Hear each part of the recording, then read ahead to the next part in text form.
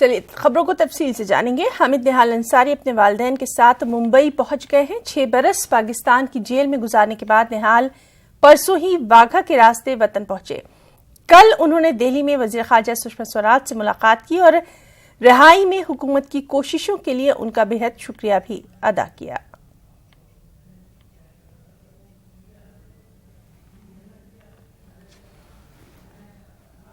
शुरू में ऑब्वियसली मैं थोड़ा सा परेशान था कि मैं कब लौटूंगा या नहीं लौटूंगा, मुझे नहीं पता था। लेकिन धीरे धीरे एक उम्मीद बनती गई और फिर जब एक एहसास आ गया कि भाई अब घर जाना है, उम्मीद मैंने नहीं छोड़ी और मैं मुसलसल फिर दुआएं करता रहा। फिर बाद में जब वहाँ पे लॉयर काउंसिल एक्सेस मिला मुझे, जब वहाँ पे जुडिशरी जो है वहाँ के सोशल ह्यूमन राइट्स वाले लोग हैं, उनके जरिए पता चला कि मेरे घर वाले मेरी मुसलसल मदद कर रहे हैं। यहाँ से भारत सरकार, सुषमा स्वराज मैडम भी, और पता नहीं और कौन कौन लगते, मैं तो उनको जानता तक नहीं था। तो इतने ज्यादा लोगों का जब मुझे पता चला कि ये लोग मुझे सपोर्ट कर रहे हैं, और ये लोग जब हमारी सरकार कन्विंस थी कि नहीं हामिद अंसारी बेगुनाह है, तो मैं बोला कि अब मुझे कुछ भी नहीं, अब मैं घर जाऊंगा मैं। तो ये भरोसा फिर मुझे आ गया। तो नाज़रीन, आपको बताएं कि हामिद निहाल अंसारी मुंबई में अपने घर पहुंच चुके हैं और हमारे नुमाइंदे सर्वेश ने उनके घर का भी जायजा लिया है। 20 साल बाद हामिद अंसारी अपने घर मुंबई पहुंच रहा है। ये तस्वीरें हैं हामिद अंसारी के घर की। मुंबई के अंधेरी वेस्ट वर्सोवा इलाके में तुलसी वन 4 मंजिला इमारत है और इसी 4 मंजिला इमारत की चौथी मंजिल पर 401 जो फ्लैट है वो हामिद अंसारी के परिवार का है। 6 साल लगातार पाकिस्तान की जेल में बिताने के बाद जिस तरह से हामिद अंसारी भारत लौटा है, ये एक लंबा दौर कह सकते हैं, क्योंकि हामिद की मां जिस तरह से हामिद को भारत वापस लाने के लिए लड़ाई लड़ती रही, चाहे विदेश मंत्रालय हो, चाहे पाकिस्तान सरकार से हो, चाहे पाकिस्तान न्यायालय की बात हो, हर जगह हामिद की मां पूरी जद्दोजहद के साथ हामिद को अपने घर, अपने बेटे को वापस लाने के लिए लड़ाई लड़ती रही। और उसकी इस लड़ाई में मीडिया से लेकर, पाकिस्तान के सामाजिक संस्थाओं से लेकर, एडवोकेट से लेकर, भारत सरकार का विदेश मंत्रालय, साथ ही पाकिस्तान की कई सरकारी एजेंसियों ने भी महत्वपूर्ण भूमिका निभाई। लेकिन जब भी हामिद के रिहाई की बात सामने आती तो कहीं न कहीं कोई कोताही ज़रूर दिखाई देती, जिसको लेकर हामिद के मां के आंसू थमते नहीं थे। फिलहाल 6 साल का लंबा दौर बीत चुका है। हामिद भारत पहुंच चुका है। विदेश मंत्री सुषमा स्वराज से मिलने के बाद हामिद अंसारी अपने माता पिता के साथ मुंबई पहुंच चुका है और जल्द ही अपने इस घर में वो दिखाई देगा। और हामिद का परिवार हामिद का स्वागत करने के लिए किस तरह से दरवाजे पे एक वेलकम का जो एक स्वागत का एक सिंबल कह सकते हैं, वो यहाँ पर दिखाई दे रहा है। कैमरामैन अविनाश लोंडे के साथ सर्वेश तिवारी, न्यूज़ 18 मुंबई। नाज़रीन, इस वक्त सर्वेश हमारे साथ मौजूद हैं। चलिए उनसे जानेंगे कि हामिद जब वहां पर पहुंचे हैं उसके बाद वहां का माहौल क्या कुछ था। सर्वेश, जिस तरह से अभी हमने देखा कि जो हामिद अंसारी का घर है उसको सजाया संवारा गया था, वहां पर इंतजार किया जा रहा था, और जब हामिद अंसारी वहां पर पहुंचे हैं उस वक्त का हाल हम आपसे जानना चाहेंगे, आंखों देखा। जी बिल्कुल हिना जी, जैसे ही हामिद अंसारी अपने पूरे परिवार के साथ, माता पिता और भाई के साथ यहाँ पर पहुँचे, तमाम उनके जो दोस्त थे, करीबी थे, उनका स्वागत किया। इस वक्त मैं खड़ा हूँ हामिद अंसारी के ठीक फ्लैट के बाहर। देख सकते हैं तमाम मीडिया का जो हुजूम है यहाँ पर, पुलिसकर्मी है। आपको बता दें कि हामिद अंसारी के घर पर इस समय पुलिस की एक जो कार्य पद्धति कह सकते हैं, क्योंकि साल 2012 में 28 नवंबर की रोज जिस रोज से हामिद अंसारी मुंबई से लापता हुआ था, उस रोज मुंबई के वर्सोवा पुलिस थाने में एक मिसिंग कंप्लेंट दर्ज कराई गई थी और उस मिसिंग कंप्लेंट को लेकर वर्सोवा पुलिस थाने की टीम हामिद अंसारी के घर पहुंची है और पूरी तरह से जो भी कार्य पद्धति बनती है पुलिस प्रणाली की, उस प्रणाली को पूरा करने की यहाँ पर पुलिस कोशिश कर रही है। हामिद से कुछ बयान भी ले रही है, उनके माता पिता से बातचीत चल रही है, लेकिन हामिद से ज़्यादा कुछ बातचीत कर रही है पुलिस, ताकि जो सारा किस तरह से हामिद यहाँ पे लापता हुआ, कैसे वहाँ पहुँचा, वो सारी नई चीज़ें जो हैं वर्सोवा पुलिस थाने के जो अधिकारी हैं वो अपने तमाम जो डॉक्यूमेंट्स हैं उसमें दर्ज करेंगे। जी ना जी सर, जाहिर सी बात है कि अभी बातचीत का तो सवाल नहीं उठता है, क्योंकि 6 साल के बाद कोई शख्स अपने घर पहुंचा है, वो घर जो कि सबसे हिफाजत की उसकी जगह होता है। जिस तरह से हमने देखा था, हामिद ने ये जरूर कहा था कि अब उनका जो फ्यूचर है वो उनके पेरेंट्स ही डिसाइड करेंगे।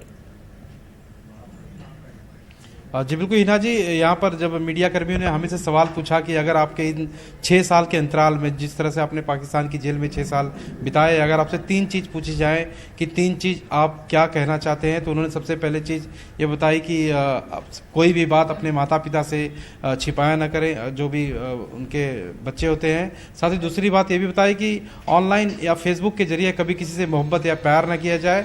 और तीसरी चीज़ ये बताई कि तमाम जो भी सिचुएशन होती है, हर सिचुएशन से उबरना चाहिए, एक उम्मीद रखनी चाहिए और हमेशा कोई उम्मीद नहीं छोड़ना चाहिए। और हामिद अंसारी ने अपने बयान में साफ कहा कि पहले जब वो पाकिस्तान की जेल में पहुंचा तो उसे लगा था कि अब कोई रास्ता उसके सामने नज़र नहीं आया, लेकिन धीरे धीरे जैसे उसे मालूमात मिली कि विदेश मंत्रालय के जरिए, तमाम NGO के जरिए, पाकिस्तान के कुछ सहकर्मियों के जरिए, यहाँ जिस तरह से उनकी माँ कोशिश कर रही थी, लगातार जद्दोजहद कर रही थी हामिद को वापस लाने की, जैसे उसे खबर मिली तो 2-2.5 साल के बाद हामिद के अंदर ये उम्मीद जागी थी कि वो एक दिन ज़रूर अपने वतन लौट कर आएगा। जी ना जी। जी सर्वेश, बहुत बहुत शुक्रिया आपका ये तमाम आंखों देखा हाल हमारे तमाम नाज़रीन तक पहुंचाने के लिए। तो नाज़रीन, लगातार इस अहम खबर पर भी हमारी नज़र बनी हुई है और ये भी हम आपको रूबरू करवाते रहेंगे कि अगर हामिद अंसारी या उनके वालिदैन जो हैं किस तरह की कोई प्रेस कॉन्फ्रेंस करते हैं, कोई बयान देते हैं, वो भी हम आप तक इस तरह से पहुंचाते रहेंगे। चलिए पार्लियामेंट की बात कर लें, जिसके दोनों ऐवानों की कार्रवाई में आज भी खलल पड़ा। राज्यसभा में अपोजिशन अरकान रफाल मामले पर हंगामा करते रहे। पार्लियामेंट की सुनवाई सेशन का आज 8वां दिन है। राज्यसभा को एक बार फिर कल तक के लिए मुलतवी किया गया, जबकि लोकसभा की कार्रवाई में भी बार बार खलल पड़ रहा है। Madam, I rise to move for leave to introduce a bill further to amend the Companies Act 2013. The question is that you be granted to introduce the bill. Those in favor may say aye, those against may say no. I think that leave is granted. Minister may now introduce. Madam, I introduce the bill. Item number 19, statement. Madam, I rise to lay on the table an explanatory statement, Hindi and English version, showing the reasons for immediate legislation by promulgation of the Companies Amendment Ordinance 2018. What is it?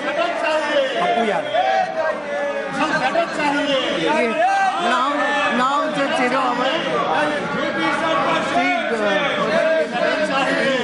झूठी सरकार हाय हाय Venugopal. Yes, Sri P. Venugopal wants to say something.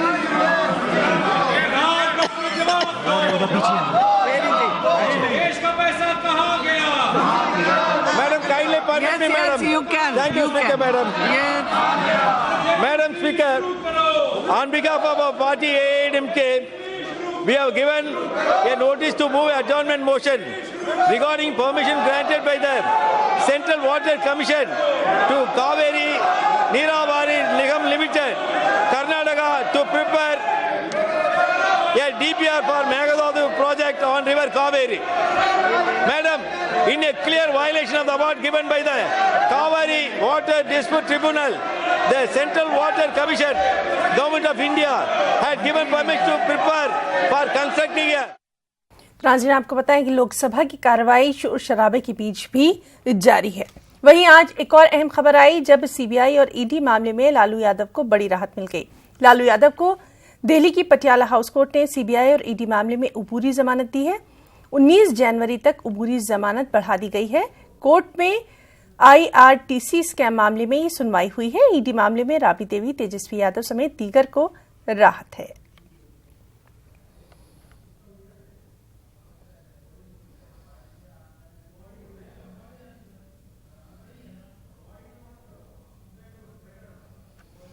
और वहीं आज दिल्ली में बिहार महागठबंधन की meeting भी है। इस मीटिंग में बीजेपी के अलावा बिहार की सभी अहम सियासी पार्टियों के लीडर शिरकत कर रहे हैं। ये मीटिंग राहुल गांधी की सदारत में उनकी रिहायशगाह पर हुई है, उनकी रिहायशगाह पर होनी है। मीटिंग में सीटों की तकसीम और लोकसभा इंतखाबात की तैयारियों के हवाले से बातचीत होगी। जराये के हवाले से ये भी खबरें हैं कि RLSP के सदर उपेंद्र कुशवाहा भी इस मीटिंग का हिस्सा बन सकते हैं। NDA छोड़ने के बाद से कुशवाहा लगातार कांग्रेस लीडरों के राब्ते में हैं। वाज़ेह है कि पहले इस मीटिंग के लिए 1:30 बजे का वक्त मुकर्रर किया गया था, जिसे बदलकर अब शाम 4 बजे कर दिया गया है। उपेंद्र कुशवाहा जी को हम तो शुरुआत से सबसे पहले से हम लोगों ने न्योता देने का काम किया है, बल्कि पब्लिक डोमेन से हम लोगों ने न्योता देने का काम किया है।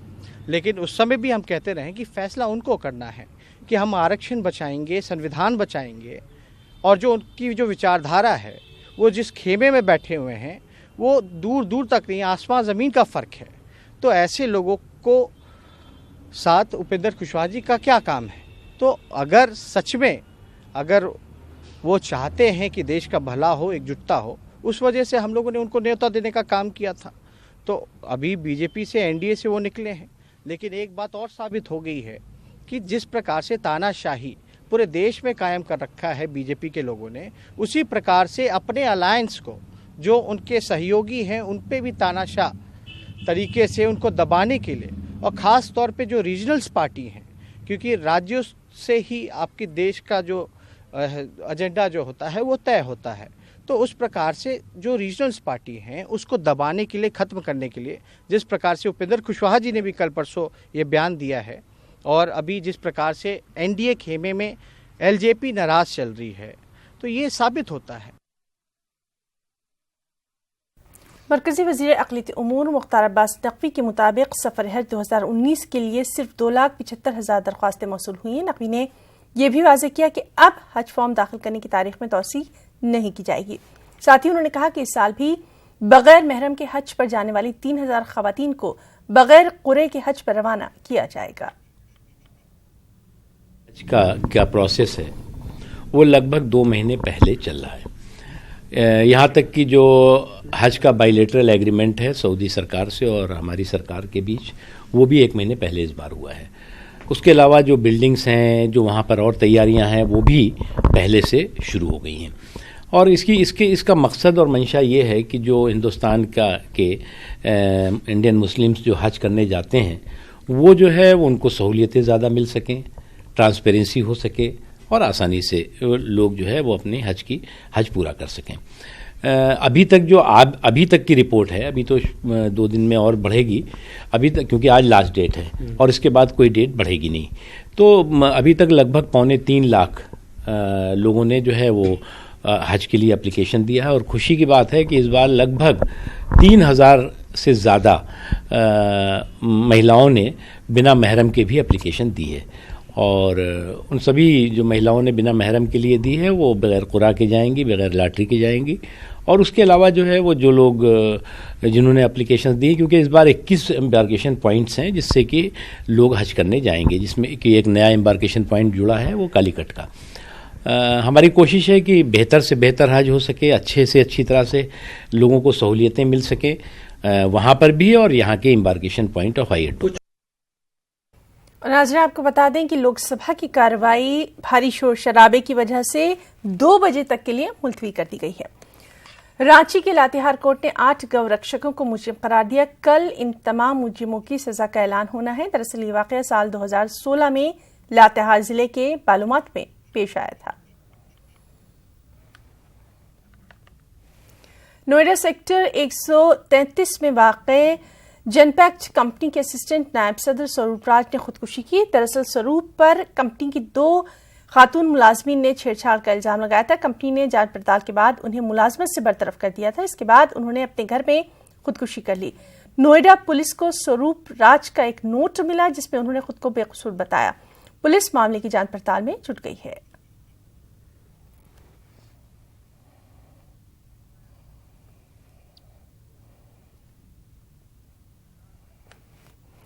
मध्य प्रदेश के वज़ीर-ए-आला कमलनाथ के खिलाफ बिहार के बेतिया सिविल कोर्ट में केस दर्ज किया गया है। दरअसल हाल ही में कमलनाथ ने यूपी और बिहार के लोगों के ताल्लुक से मुतनाज़ बयान दिया था। उन्होंने कहा था कि यूपी और बिहार के लोग मध्य प्रदेश में आकर काम करते हैं और यहाँ के मकामी लोगों को काम नहीं मिल पाता। एक वकील मुराद अली ने मुकदमा दर्ज करके इस केस को मानस कुमार की अदालत में ट्रांसफर किया। इस मामले की अगली समाअत 3 फरवरी को होना है। के माध्यम से मैंने ये देखा है, मैंने ये सुना है कि उन्होंने कहा है कि बिहार और यूपी के लोगों की वजह से मध्य प्रदेश के युवाओं को रोजगार के अवसर कम हो गए हैं। ये इनका ये बयान इस ओथ एंड अफर्मेशन का पूर्ण रूप से वायलेशन करता है। इलाहाबाद में कुंभ मेले से पहले शहर की तौसी के नाम पर सड़कों के किनारे बने मंदिरों के साथ साथ मज़ारों और दरगाहों को भी मुनहदिम कर दिया गया। इंतजामिया के इस रवैये के खिलाफ मुसलमानों ने हाई कोर्ट से रुजू करने का फैसला किया है। पेश है मुश्ताक आमिर की ये रिपोर्ट।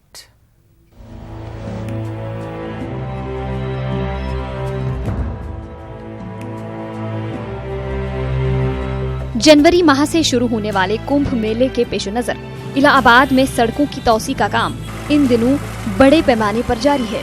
सड़कों की तौसी के नाम पर सड़क के किनारे बने मंदिरों के साथ साथ मज़ारों और दरगाहों को भी मुनहदिम कर दिया गया है। मुस्लिम इलाकों की तौसी के सिलसिले में इंतजामिया ने यकीन दहानी कराई थी कि सड़कों के किनारे बने मज़ारात और दरगाहों को नुकसान नहीं पहुंचाया जाएगा, लेकिन रात की तारीकी में कई मज़ारों को मिसमार करके इन मज़ारात पर सड़क बना दी गई है। मैंने देखा कि रात के अंधेरे में रात की बिजली गुल करके और इन लोगों ने बुलडोज़र के ज़रिए खुलदाबाद चौराहा पर और खुलदाबाद दोनों फाटक के बाहर मछली बाज़ार के पास इन कब्रों को रात के अंधेरे में इन्होंने बुलडोज़र चला के बराबर कर दिया। ऑल इंडिया यूनाइटेड मुस्लिम मोर्चा ने इस कार्रवाई के खिलाफ हुकूमत को एक अर्जदाश्त दी है। अर्जदाश्त में कहा गया है कि शहर के मुख्तलिफ इलाकों में 5 कदीम मज़ारात और दरगाहों को मिसमार किया गया है। तंजीम ने हुकूमत से मुतालबा किया है कि मज़ारात की बाकियात को मुस्लिम कब्रिस्तान में दफन करने का इंतजाम किया जाए।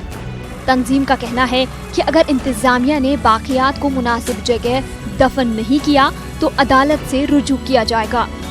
और भविष्य में अगर ये रीबिल्ड नहीं करते या हमारी कम से कम मिनिमम इतनी दरखास्त है कि मुसलमानों की शरीयत में बात कही गई है, एक मुसलमानों को कब्र पे चलने को मना किया गया है और उस पर अजाब की बात कही गई है, तो कम से कम उन अस्थियों को 10 फीट गड्ढे खोद करके गवर्नमेंट अपने खर्चे पे दूसरी मुस्लिम कब्रिस्तानों पर शिफ्ट करे। अगर कुछ नहीं कर सकती, इससे थोड़ा सा दुख जो मुसलमानों की भावनाएं आहत हुई हैं कुछ कम होगा। और वरना केस तो रीबिल्ड का है, क्योंकि माननीय उच्चतम न्यायालय का इन्होंने कंटेम्प्ट ऑर्डर किया है और यदि अगर ऐसा कार्रवाई स्टेट गवर्नमेंट नहीं करती कुछ हम लोगों की मांग के हिसाब से, तो हम बहुत जल्दी उच्च न्यायालय और सुप्रीम कोर्ट में कंटेम्प्ट या याचिका दाखिल करेंगे।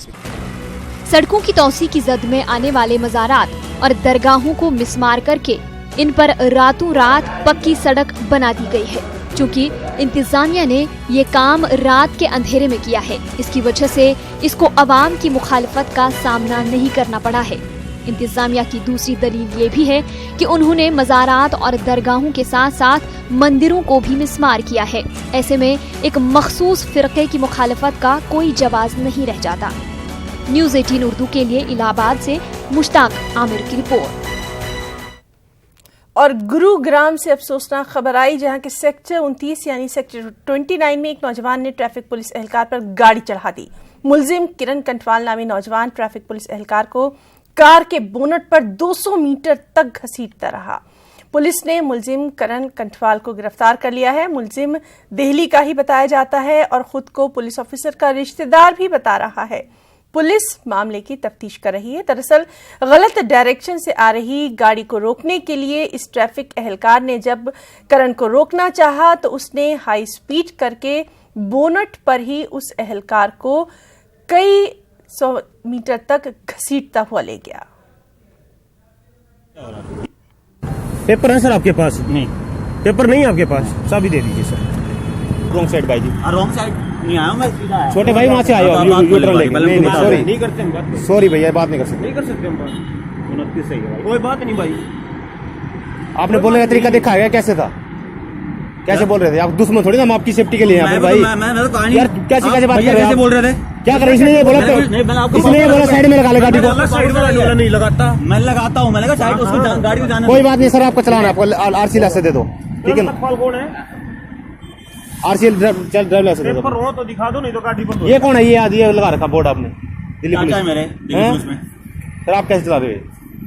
तो गाड़ी उनकी कोई बात नहीं, ये भी अलाउड है। स्टिकर भी यहाँ पे कोई, मैं एचओ साहब से फोन करा देता हूँ। कोई बात नहीं, स्टिकर लगा होगा। अच्छा ठीक है यार, जो करना कर लो, ठीक है। करना है चलान है, चलान पे कराओ। साहब से बात करा रहा हूँ मैं 29 के। नहीं सर, सॉरी भाई, ऐसा क्यों कर रहे हो? नहीं कर सकते भाई जी, आप पहले अपने वो दे दो, आरसी चला सकते हो, नहीं चलान करवा ले। अमेरिकी इंतजामिया के मुताबिक शाम से अमेरिकी अफवाज की वापसी का अमल शुरू हो गया है। अमेरिकी हुक्काम के मुताबिक ये अमल 100 दिनों में मुकम्मल कर लिया जाएगा। तो आप देखिए हमारी ये रिपोर्ट। मुझे इजाजत दी, आदाब।